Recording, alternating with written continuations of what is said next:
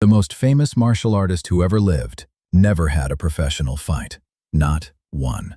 Long Beach, California, 1964. A 135-pound man kneels on a gym floor. He does a push-up on 2 fingers. Then he sits a volunteer in a folding chair. He places his fist 1 inch from the man's chest. The man goes backwards, chair and all. He wasn't fighting anyone. He was proving something. He was 23. Nobody in America knew his name. 5 years earlier, his own parents had put him on a boat to get rid of him. Hong Kong, rooftops, laundry lines, tenements stacked past cents, a city crammed with refugees, and a teenager who fought across all of it. He'd started Wing Chun at 13 after losing a street fight. He won his school's boxing championship and the colony's cha-cha title. The footwork came from both. Then the fights that brought police to the door. 1959, a ticket, a ship, and about $100. Seattle, a restaurant kitchen, steam, stacked plates, a room above the shop. He enrolled at the University of Washington. He studied drama and philosophy. Then he started teaching kung fu to anyone who paid, anyone at all. That was the problem. Traditional kung fu was closed, lineage only, Chinese students only. Late 1964, a man came to his Oakland school. They fought in private.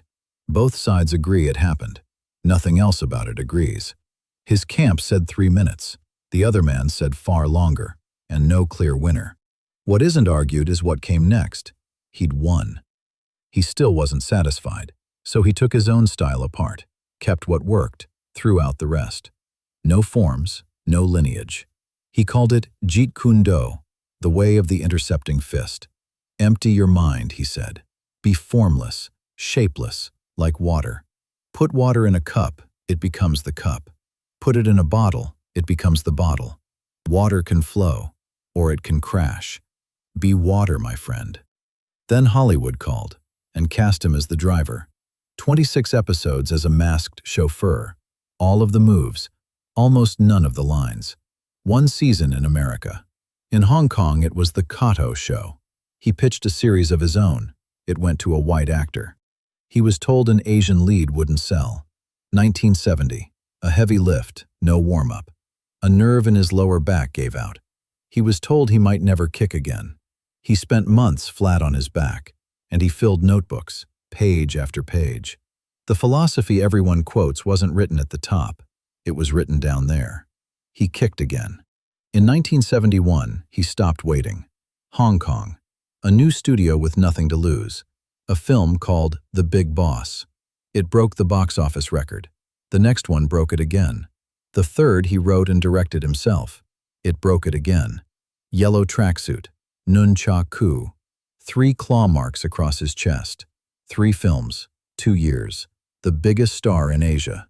Then Hollywood said yes. Hollywood and Hong Kong made a film together for the first time. A small budget, a room of mirrors, his name above the title. The argument he'd spent his whole life making, finally on screen. July 20th, 1973. He took a painkiller for a headache and lay down. He never woke up. He was 32. The coroner called it death by misadventure, swelling in the brain, a reaction to the drug. Others have argued heat stroke or a fluid imbalance. The argument has never ended. Tens of thousands filled the streets of Hong Kong. 6 days later, Enter the Dragon opened in those same cinemas. He never saw an audience watch it. It became one of the most profitable films ever made. Every martial arts film since is downstream of that one. So is every fighter who refuses to train just one style. He never had a professional fight. He didn't need one.